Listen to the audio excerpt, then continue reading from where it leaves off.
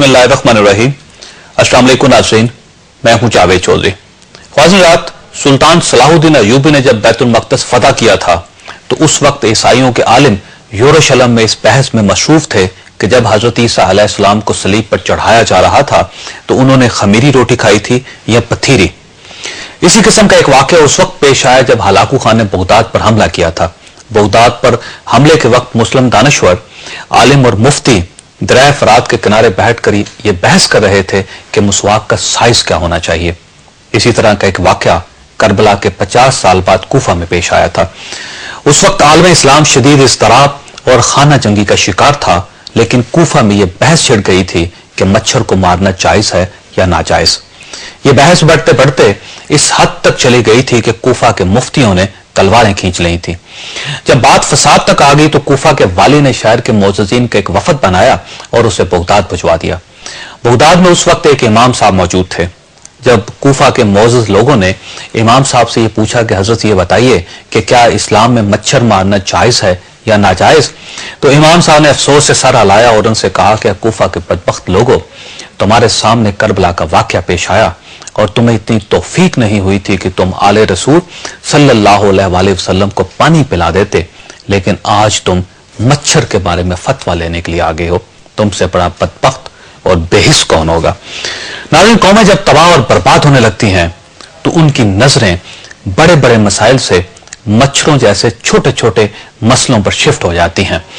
आप अफगानिस्तान और इराक का मसला ले लीजिए। अमेरिका ने 2001 में अफगानिस्तान और 2003 में इराक पर हमला किया था। इन दोनों हमलों में करीबन 5 लाख मासूम, बेगुनाह और कमजोर मुसलमान शहीद हो गए थे। लेकिन मुसीबत की इस घड़ी में आलम इस्लाम ने अपने मुसलमान भाइयों का साथ देने के बजाय सबसे पहले पाकिस्तान, सबसे पहले सऊदी अरब और सबसे पहले मिस्र की फिलासफी इजाद कर ली थी। आप बेसी की इंतहा देखिए कि पाकिस्तान ने अफगानिस्तान पर हमले के लिए न सिर्फ नेटो फोर्सेस को हवाई अड्डे और जमीनी रास्ते फराहम किए थे, बल्कि आज तक नेटो फोर्सेस को पेट्रोल, खाने पीने का सामान और गोला बारूद पाकिस्तान के रास्ते अफगानिस्तान पहुंच रहा है। इसी तरह इराक पर हमले के दौरान 11 अरब रियासतों ने अमरीकी फौज की मदद की थी। नेटो की फौजें सऊदी अरब, कुवैत और यूएई के जरिए इराक में दाखिल हुई थी और उन्होंने इराक में कत्ले आम से लेकर मासूम ख्वातीन की अस्मत दरी, मसाजिद, औलिया इकराम के मज़ारों और हजरत अली रज़ी अल्लाह तआला अन्हु के रोज़ा मुबारक तक की बेहरुमती की थी और पूरा आलम इस्लाम इस पर खामोश रहा था। अब आज गजा पर इसराइल के ताज़ा तरीन हमलों को ले लीजिए। इसराइल ने 27 दिसंबर 2008 को गजा की पट्टी पर हमला कर दिया था। इसराइल ने निहत्ते, कमजोर और बेगुनाह शहरियों पर मिसाइल दागना शुरू कर दिए थे। इजरायली अफवाज एक दिन की बमबारी के बाद टैंकों, तोपखानों और बख्तरमद गाड़ियों के जरिए गजा में दाखिल हो गई थी और उन्होंने आम शहरियों पर गोलाबारी शुरू कर दी थी। इस हमले के दौरान अब तक 672 शहरी शहीद और 3500 से जायद जख्मी हो चुके हैं, जबकि हजारों लोग बेघर हो गए हैं। गजा की गलियों में जंग जारी है और अमेरिका, यूरोप और उसके इत्तेहादी सुकून से तमाशा देख रहे हैं, जबकि आलम इस्लाम बेहिसी की चादर लपेट कर सो रहा है। नाज़रीन, होना तो यह चाहिए था कि मुसलमान दुनिया फलस्तीनियों की मदद करती, लेकिन जब इसराइल ने गजा पर हमला किया तो मिस्र ने फलस्तीनी महाजरीन को रोकने के लिए सरहदों पर फौज खड़ी कर दी। सऊदी अरब के चीफ जस्टिस ने इसराइल के खिलाफ मुजाहिरों को फसाद करार दे दिया, जबकि ओआईसी आलम इस्लाम को और आलम इस्लाम ओआईसी को अभी तक मसले की नजाकत नहीं समझा पाया। आप अमेरिका के किरदार भी देख लीजिए कि जब जंग बंदी की दरख्वास्त सलामती कौंसिल में पहुंची तो अमेरिका ने उस पर कार्रवाई रुकवा दी। ख्वातीन, आज मुहर्रम की 9वीं तारीख है। आज के दिन हजरत इमाम रज़ी अल्लाह तआला अन्हु ने जाबर सुल्तान को ललकार कर दुनिया में एक नए फलसफे की बुनियाद रखी थी।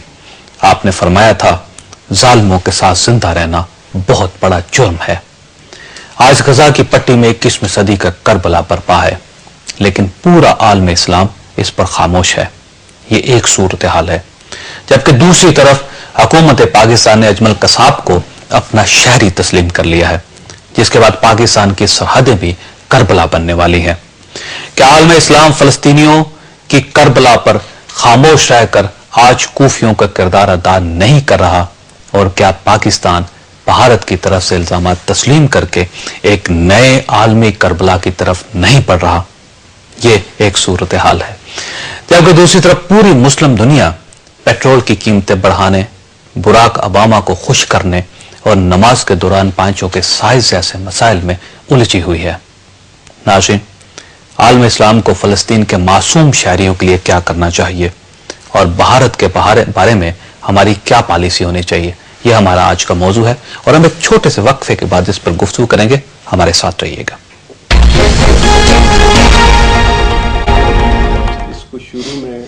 ویلکم بیک ناظرین، ہمارے پہلے مہمان ہیں عبد الرحمان مطر صاحب، الجزیرہ ٹیلی ویژن کے ساتھ ان کا تعلق ہے اور فلسطین کے رہنے والے اور پاکستان میں یہ کام کر رہے ہیں۔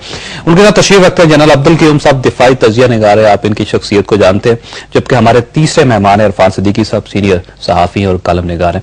یہ بتائیے عبد الرحمان مطر صاحب کہ عالمی دنیا یعنی اسپیشلی مسلم ورلڈ جو ہے آپ کے ساتھ کتنا کوآپریٹ کر رہی ہے، آپ اس کوآپریشن سے مطمئن ہیں؟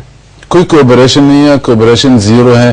عالم اسلامی ابھی تک کیا سمپلی انہوں نے ایک میٹنگ کیا OIC جدہ میں، جو انہوں نے اس میں صرف کنڈم کیا جو اسرائیل اٹیک کر رہا ہے 12 دن سے غزہ کے اوپر ہے۔ عرب لیگ، عرب ممالک نے کیا 22 ممالک ہے، عرب کنٹریز ہیں، عرب لیگ نے ابھی تک ایک سمٹ بھی منعقد نہیں کر سکا، اور انہوں نے جب صرف فورن منسٹرز عرب ممالک نے ایک میٹنگ ہیلڈ کیا کائرو میں، انہوں نے یہ ڈیسائیڈ کیا ہم یونائٹڈ نیشن جانا، ہم نے یونائٹڈ نیشن میں کوئی ریزولوشن پاس کرنا تاکہ وہ اسرائیل اپنا حملہ روکے فلسطینیوں کے خلاف، اور وہ بھی کامیاب نہیں رہا، اور آج دوبارہ وہ جا رہا یونائٹڈ نیشن ہے۔ افسوس کی بات یہ ہے عالم اسلامی، عرب ممالک کچھ بھی نہیں کر سکا ابھی تک فلسطینیوں کے لیے۔ تو آپ مطمئن نہیں عالم اسلام سے؟ بالکل آپ کے عرب بھائی آپ کا ساتھ نہیں دے رہے؟